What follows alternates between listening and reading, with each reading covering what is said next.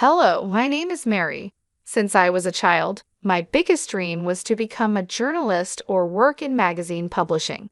I loved writing and keeping up with trends, so I decided to study journalism and media in college. After I graduated, I worked with several companies. They weren't very famous, but I was happy because I was living my dream. A few years after graduating, when I was around 31, I met my future husband, Jerry. Jerry came from a wealthy family that ran a successful business. This is important because Jerry's mother, Nicole, never approved of me. She often showed her dislike, thinking I wasn't a good match for her son and criticizing my career in journalism and my education in the field. At first, Nicole's negative attitude and harsh words were very hurtful. It's tough when someone constantly puts you down, but for some reason, Nicole thought it was okay to treat me like that. Thankfully, Jerry always defended me against his mother's cruel remarks. His father, Willie, also supported me, standing up for me whenever he saw Nicole's mean comments. Over time, I became more resilient to Nicole's jibes. Jerry even suggested that we should limit our interactions with her, but I didn't agree. Jerry worked in the family business with his father, and reducing contact with his mother might have made things awkward for Willie, who was genuinely kind. I didn't want to cause any strain in their family or make Jerry cut ties with his family. Through it all, we managed to stay strong. I learned the importance of patience and resilience, knowing that keeping family relationships often means dealing with tough emotions and situations. Handling Nicole became a regular part of my life because we only saw each other a couple of times a month. However, things changed a lot when her husband, Willie, had to travel overseas for work. Nicole didn't want to stay alone, so she moved in with Jerry and me until Willie came back. I had doubts about this arrangement but believed family should come first. Living with Nicole was hard. She always found something wrong with what I did and constantly criticized me. Even though her comments were relentless, I managed to cope without taking it personally as long as she didn't cause real harm. However, my patience was tested during a particularly stressful week at work. I was leading a major redesign of a section in our magazine, a project that was crucial for both the publication and my career. Success could lead to a promotion. Nicole didn't seem to understand the importance of this project and was indifferent to the pressure I was under. One evening, just before the big presentation, I was discussing my worries with Jerry, and Nicole overheard us. She came into the living room and interrupted with her opinions. As I shared my fears about failing in front of the company's top executives and potentially missing out on a promotion, Nicole bluntly dismissed my concerns. "Well, Mary, I overheard your conversation, and honestly, you probably don't have the skills for this. You'll likely do poorly tomorrow," she said, without being asked. Her words were harsh, and she added insultingly, "Just see it as an opportunity to quit and perhaps focus on being a housewife." Her comment hurt deeply, showing not just a lack of support, but also a strong disregard for my professional dreams. This confrontation highlighted how hard it was to live with Nicole and tested my commitment to keeping peace in the family despite our differences. Nicole's remarks that evening crossed a line when she suggested I'd be a better fit for her son if I gave up my career. "I can't believe he married a journalist," she said scornfully, making it clear she meant to belittle my profession and my efforts. Feeling frustrated, I responded firmly, "Mom, you're overstepping. I don't have time for this nonsense. I have more important things to worry about than your opinion of me or my relationship with your son." Nicole seemed shocked by my assertiveness. "How dare you speak to me like that?" she said. "So it's fine for you to insult me, but not for me to defend myself," I retorted. She turned to Jerry. "Say something. Your wife is disrespecting your mother." Jerry calmly sided with me. "She's just defending herself, Mom. I don't see anything wrong with it." Nicole accused me of manipulating Jerry. "Look how easily you turn your back on family. Mary will regret this." Her intrusion into our private conversation and the blatant insults left me seething with anger. Jerry tried to apologize for his mother's behavior, but I stopped him. He wasn't to blame for her hurtful words. After the confrontation, we decided to end the night and go to bed. My mind was too preoccupied with the upcoming presentation to dwell on Nicole's threat. The next morning, I arrived at work early, ready to give my presentation. However, when I opened my laptop, I was met with a heart-stopping surprise. All the files on my desktop were missing, and my laptop appeared to have been reset. Panic set in as I quickly checked my email, hoping my earlier precautions would save me, but even my emails had been deleted, including the trash. Overwhelmed and on the verge of tears, I explained the situation to my boss.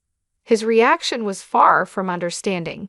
He reprimanded me harshly before instructing me to forget the presentation altogether. The weight of the situation was crushing, and I struggled to hold back tears, feeling both betrayed and helpless. When I discovered that my boss had a backup presenter in case I faltered, it became painfully clear that my prospects for advancement at the company were bleak. Devastated by the turn of events, I rushed home, tears streaming down my face. Jerry was still at home, and upon seeing my distress, he decided to take the day off to support me.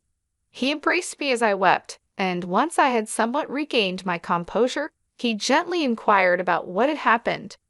"What's wrong, honey? Didn't the presentation go well?" he asked, puzzled. "There was no presentation, at least not by me," I replied, my voice still trembling. "What do you mean? You put so much effort into it. You barely slept these past few days because you were working so hard," Jerry said, his concern deepening. I explained the heartbreaking situation. When I got to work, I opened my laptop only to find that everything had been deleted. "How did that happen?" he asked, bewildered. It was both embarrassing and humiliating to have to explain it to my boss, I said, feeling the weight of the situation. I admitted feeling the sting of the memory. "Didn't you back it up somewhere else?" "I did," I said. "I emailed it to myself, but my inbox and even the trash had been emptied." Frustration was clear in my voice. Jerry's face fell with sympathy. "I'm so sorry this happened. What did your boss say?"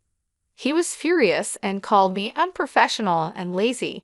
He had someone else ready to do the presentation," I replied, bitterness hard to hide. "But you still have your job, right?" Jerry tried to find a silver lining. "Yes, but I'm stuck. There's no room for me to advance or move up. I'm done here," I said, feeling defeated. "Don't worry, honey. You'll find a better job. I'll be here for you through it all. Just keep working here until you're ready to leave," he reassured me, his support unwavering. "Yeah, I'll give my notice now. I can't believe I worked so hard for this, and just when I was close, it all slipped away," I said, the realization sinking in. The incident left me deeply affected. I took pride in my work, and to have a project fall apart so disastrously was traumatic. Though I continued to work there for another week, my heart wasn't in it anymore. I submitted my resignation, counting down the days until I could leave. Throughout this ordeal, Nicole's reaction was oddly gleeful. She once saw me in tears and made snide remarks, gloating over my misfortune. Initially, her words fueled my anger, but eventually I realized that her satisfaction with my struggles only reflected her bitterness. As I thought about Nicole's behavior, I couldn't shake the suspicion that her delight might stem from the hope that I would finally quit my job and become a housewife. Or, perhaps more unsettlingly, that she had a hand in the ruin of my career. The thought that Nicole might have sabotaged my laptop haunted me, fueling a nagging intuition that she was involved in the disaster.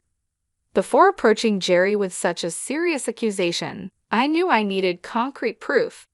Determined to catch Nicole if she was indeed sabotaging me, I devised a plan to monitor her actions discreetly. I purchased a hidden camera designed to look like a smoke detector and installed it on the office ceiling. I sensed the device with my phone, setting everything in place to capture any misdeed. The next part of my plan involved baiting Nicole into revealing her possible involvement. I made it a point to appear visibly stressed and anxious around the office, hoping to draw her attention. Jerry was still at work, unaware of the unfolding drama. As expected, Nicole took notice of my anxious pacing and couldn't resist inquiring. "What's wrong? Are you stressed about another project?" she prodded, taking a deep breath. I confided in her, playing into her curiosity. "I've been given another chance to present my work, and it could lead to a raise," I said, masking my anxiety with a hint of hope. "Oh," Nicole's interest was piqued, her tone laced with a mix of surprise and skepticism. "Yes, and I'm nervous because this is my last chance to get things right. I have to do well," I continued, watching her reaction closely. "Why aren't you telling Jerry? Is it because you're embarrassed about your job?" "No, it's not that. I just don't want to disappoint him again. Please, let's keep this between us, okay?" I pleaded, trying to gauge her response. "I'm not promising anything, but it'll be interesting to see what happens tomorrow," she replied, her words chilling. "Why do you always want me to fail?" I couldn't help but confront her.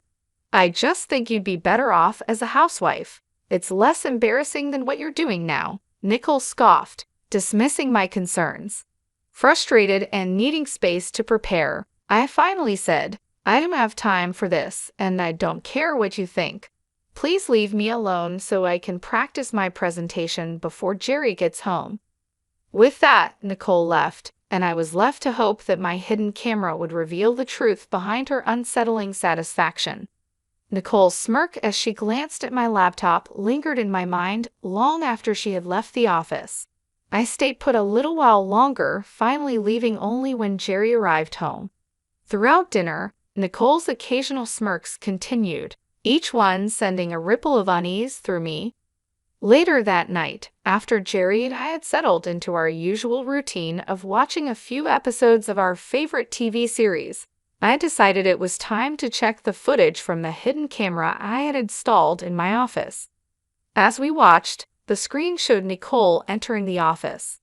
There was no unusual activity until around midnight. That's when Nicole stealthily entered the office. I hastily showed Jerry the live feed on my phone. Initially puzzled, he soon watched in disbelief as Nicole tampered with my laptop, causing it to shut off and restart. Jerry's expression turned from shock to anger as he realized what was happening. Meanwhile, the camera captured Nicole rifling through my files. Unable to contain his frustration, Jerry stormed into the office. He burst through the door, startling Nicole, who spun around, caught in the act. "What are you doing in here, Mom?" Jerry demanded, struggling to maintain his composure. "Oh, nothing really," Nicole replied nonchalantly. "Then why is Mary's laptop open?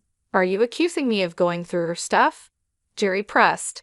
"I think you did more than just go through it, Mom. Did you come here to tidy up at midnight? And Mary isn't the type to leave her laptop open. You know that?" Jerry retorted. "Don't talk to me like that. I'm still your mother," Nicole shot back defensively. "Yeah, my mother who seems to enjoy hurting and sabotaging my wife?"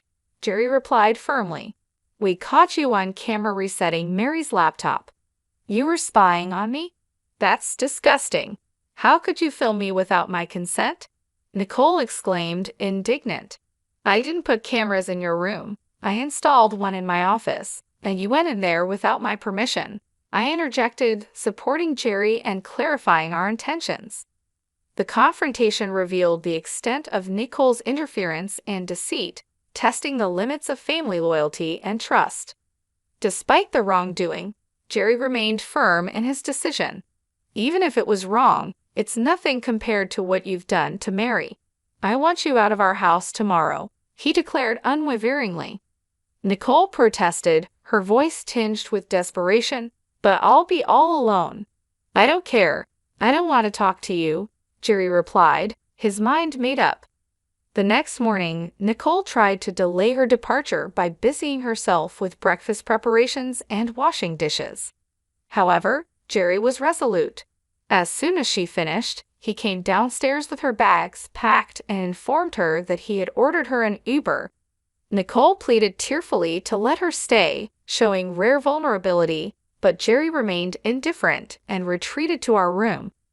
Left alone with me, Nicole lashed out, accusing me of setting her up. I responded calmly yet firmly, "If anyone should be yelling, it's me. You're lucky I haven't shared the footage with your friends and family. If they knew what you did, you'd lose them all." My words silenced her. After Nicole's departure, I felt a profound sense of relief. Though still troubled by my job situation, I was confident in my ability to recover and excel. Jerry supported me wholeheartedly through it all. Once my notice period was over, I took some time off to rest and plan my next steps. I enrolled in courses related to different parts of my field, focusing on a niche that could propel me further. I decided not to expose Nicole because I wanted to rise above her negativity and prove my capabilities on my terms. With Jerry's connections, a benefit of his family's wealth, I secured several promising recommendations.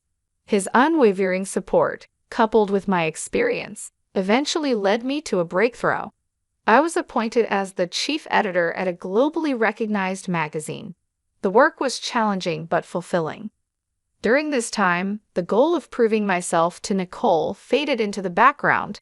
In fact, during those transformative months, we had no contact with her at all.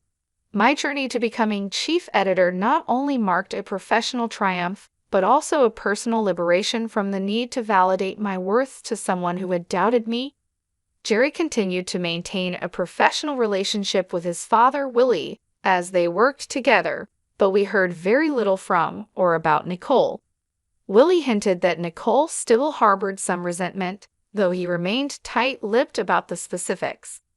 Despite this, I was relieved that Nicole seemed to take my warning to heart. However, I knew a confrontation was inevitable, especially when I learned that both Nicole and Willie were invited to a significant company event I was attending. The party was a grand affair, attracting numerous prominent figures. Jerry and I made sure to look our best, aware that we were now both influential figures in our own rights. Upon our arrival, Willie and Nicole noticed us and waved us over. We approached, exchanging greetings. Nicole gave me a critical once-over and smirked. "Look at you, trying to fit in," she sneered. "Ignore her, Mary. You look lovely as always," Willie interjected kindly. "Thanks, Willie. How have you been?" I asked, trying to steer the conversation away from Nicole's snide remarks. "Yeah, how's unemployment treating you?" Nicole cut in, her tone sharp. "Wait, you're unemployed?" Willie asked, genuinely surprised. "Oh yeah, she messed up at her job, and they let her go. I've always said she's not good enough for our son. Look at her, she can't even keep a job," Nicole mocked with a malicious grin. "That's enough, Mom," Jerry intervened sternly. "Stop siding with her. It's bad enough having to see her everywhere. We wouldn't have to if you just left her," Nicole spat. Jerry shook his head, his patience worn thin. "We're done here," he said, taking my hand and leading me away from the confrontation. As we walked away, I felt a mix of emotions but also a sense of relief. Jerry's support meant the world to me, and together we faced the challenges with strength and unity. Nicole insisted stubbornly. "Okay, that's enough. Either you stop talking or I'm leaving," Jerry warned, his patience thinning. "But Mary, sweetie, if you need a job, let me know. It would be great to work with you," Willie offered sincerely. "That's kind of you, Willie, but I can't accept the offer," I replied, appreciating his gesture but choosing to decline. "Of course not. I told you she's lazy and incompetent," Nicole muttered under her breath. Just then, my name was called out, and the room erupted in cheers. I turned towards the small stage where the CEO was gesturing for me to come up. Excusing myself, I left Willie and Nicole. Willie looked amused, and Nicole, for once, was at a loss for words. Nicole looked both confused and angry as the CEO began his speech, praising my contributions to the company and my innovative ideas for the magazine. The room filled with applause and cheers, and soon I was asked to give a speech. Gratefully, I acknowledged Jerry's unwavering support and my colleagues' collaborative efforts that had significantly shaped the magazine. I concluded by thanking an unnamed critic whose skepticism had unwittingly spurred me to excel. As I stepped off the stage, many congratulated me and curiously inquired about the critic, but I chose to keep that detail private. I rejoined Jerry, Willie, and Nicole at our table. Jerry embraced me warmly, his pride evident, while Willie also stood to congratulate me with a hug. Nicole, on the other hand, could only offer a cold glare. "Oh, Mary, this is incredible. I can see why you wouldn't want to work with us," Willie remarked with genuine admiration. "Thanks, Willie. Although I'll admit, if you'd offered me the job about 9 months ago, I might have taken it," I responded, reflecting on the past. "You should have. At least then you'd be paid more," Nicole retorted sharply, her tone dripping with sarcasm. "Paid more? I could never put a price on this," Willie quickly replied, defending the intangible rewards of my current role. "Right, she's not worth all that money," Nicole scoffed dismissively. "No, I mean I couldn't match what she's earning right now," Willie corrected, hinting at my substantial earnings. "What do you mean?" Nicole asked, her confusion apparent. "Do you want me to tell her, Mary? It might come off as boasting," Willie offered. "Sure, go ahead," I said, smiling. "Nicole, Mary's salary as chief editor is well above what we could have offered. She's making more than enough and doing a fantastic job," Willie explained. Nicole's eyes widened in shock. "Oh, I see," she mumbled, her tone subdued. I smiled, feeling a sense of vindication. My hard work and determination had paid off, and now even Nicole couldn't deny it.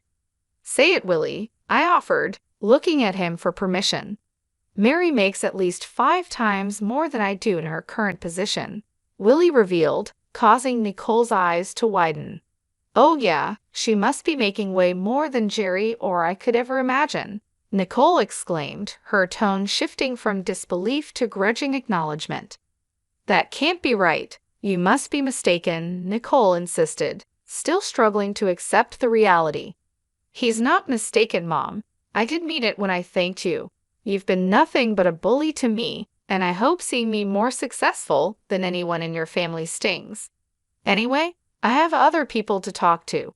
"Excuse us," I said firmly, ready to move on from the negativity. "Nicole, Willie, feel free to join us anytime. Goodbye," I concluded as Jerry and I left the table, leaving a stunned Nicole behind. Willie chuckled and raised his drink to me as Jerry and I walked away, a gesture of solidarity and celebration. I'd never felt more alive and validated. It was an incredible moment of triumph, and I was immensely grateful for Jerry's support throughout it all. As we made our way through the crowd, I couldn't help but reflect on the journey that had brought me to this moment. The challenges, the setbacks, and the doubts had all led to this point of success. I felt a renewed sense of purpose and confidence, knowing that I had proven myself not only to Nicole, but to everyone who had ever doubted me. Jerry and I found a quieter corner of the venue where we could enjoy the rest of the evening. He looked at me with pride in his eyes and said, "I'm so proud of you, Mary. You've worked so hard and deserve all the success you've achieved." "Thank you, Jerry. I couldn't have done it without your support. You've always believed in me, even when I doubted myself," I replied, feeling a wave of gratitude. We spent the rest of the evening mingling with colleagues and friends, celebrating my achievements. The event was a blur of congratulations, laughter, and heartfelt conversations. Each person who approached me to offer their well wishes reinforced the fact that I had truly made it. My hard work and dedication had paid off, and I was now standing on solid ground, both professionally and personally. Later that night, as we returned home, I felt an overwhelming sense of relief and accomplishment. The weight of Nicole's negativity had been lifted, and I knew that I had finally broken free from her influence. Jerry and I talked about the future, dreaming about the possibilities that lay ahead. We were both excited about the new opportunities and challenges that awaited us. In the following weeks, I settled into my new role as chief editor with renewed enthusiasm. The work was demanding, but I thrived on the challenges, knowing that I was making a significant impact. My team respected and supported me, and together we pushed the magazine to new heights. The sense of fulfillment I felt each day was unmatched, and I knew that I was exactly where I was meant to be. Nicole's absence in our lives was noticeable, but it brought a sense of peace. Jerry continued to work with his father, Willie, and their relationship remained strong. Occasionally, Willie would provide updates on Nicole, hinting that she still harbored some resentment. However, these updates were few and far between, and we chose not to dwell on them. One evening, as Jerry and I sat on our porch, enjoying the quiet moments of the day, he turned to me and said, "You know, Mary, I'm glad we stood up to Nicole. It wasn't easy, but it was necessary. You've shown incredible strength and Nicole through it all." "I couldn't agree more," I replied, smiling. "We've come a long way, and I wouldn't change a thing. Our journey has made us stronger and more resilient." As the sun set, casting a warm glow over our home, I felt a deep sense of contentment. The road ahead was still uncertain, but I knew that with Jerry by my side, we could face anything. We had weathered the storm, and now we were ready to embrace the future with open hearts and minds.